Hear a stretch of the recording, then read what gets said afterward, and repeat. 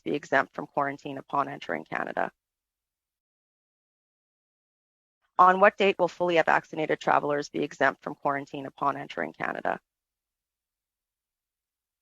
If I may, Mr. Chair and honourable member, that's a question that, in fact, Dr. Tam would probably be more appropriate to speak to.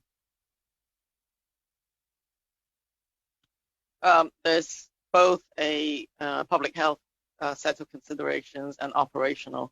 One is that we want to see that Canada's epidemic under control and that our population has had the chance to get fully vaccinated as well.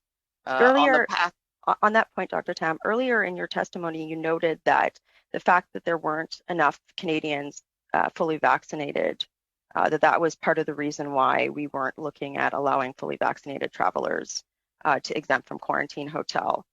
Do you have a date or a benchmark by which that might be lifted?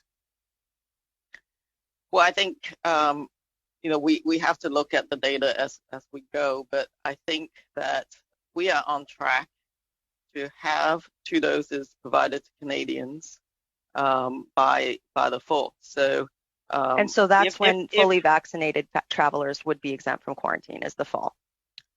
There may be other provisions to change what we would do with vaccinated travelers. When would those be? Thank when you, would Ms. that be? So the fall is when fully vaccinated travelers would not have to go through a quarantine hotel to enter Canada, Dr. Tam. I think we're evaluating those policies right now. Do you think that not having some language on that by this point is sort of harming Canadians because you're not providing them with some hope?